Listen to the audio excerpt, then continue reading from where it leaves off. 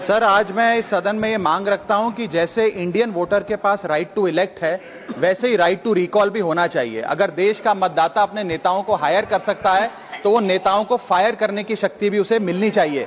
Sir, right to recall is a mechanism that empowers the voters to de elect a neta representative before the tenure ends if he fails to discharge his और her duty. Sir, हम MP MLA चुनते हैं, उसके बाद अगर वो काम ना करे, अपने वादे भूल जाए, जनता से दूर हो जाए, तो 5 साल तक इंतजार करने के अलावा जनता के पास कोई ताकत नहीं है।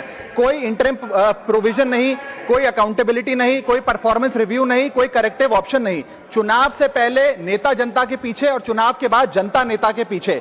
और सर, 5 साल is too long a period in this day and age. अगर एक गलत फैसला गलत नेता को चुनने का लिया तो लाखों लोगों का भविष्य अंधकार में जाता है और पूरा क्षेत्र पीछे जाता है। Sir, we can trust our voters to elect. हमें अपने मतदाता पे विश्वास करना चाहिए कि वो अपनी गलती बदल भी सके राइट टू रिकॉल की ताकत से। Sir, let me clarify that right to recall is not a weapon against politicians. It is an insurance policy for democracy. और भारत के संविधान में जब आप राष्ट्रपति को इंपीच कर सकते हैं टेन्योर के दौरान, उपराष्ट्रपति को हटाने का प्रावधान है, जजों को इंपीच करने के लिए प्रोसेस लेट डाउन है, यहां तक कि रूलिंग गवर्नमेंट के खिलाफ नो कॉन्फिडेंस मोशन लाकर आप सरकार बर्खास्त कर सकते हैं। तो एमपी एमएलए अगर आपका नॉन परफॉर्मिंग है तो उसको हटाने के लिए क्यों नहीं राइट टू रिकॉल मतदाता को देना चाहिए।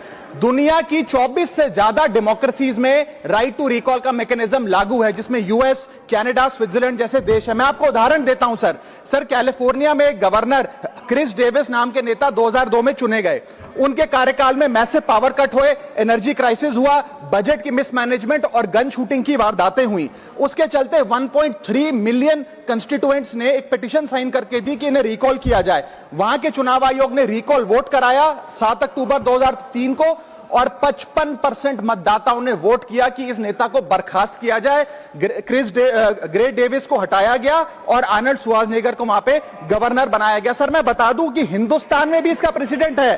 कर्नाटक, मध्य प्रदेश, महाराष्ट्र और राजस्थान में रिकॉल मैकेनिज्म ग्राम पंचायत के स्तर पे लागू है और ग्राम सभा के लोग मतदाता वोट करके उन्हें वापस बुला सकते हैं। सर, लेकिन इसका मिसयूज ना हो, इसलिए हमें सेफगार्ड्स भी बनाने पड़ेंगे। एक थ्रेशोल्ड रखना चाहिए कि 35 से 40% मतदाता अगर साइन कर दे तभी राइट टू रिकॉल वोट करवाया जाए।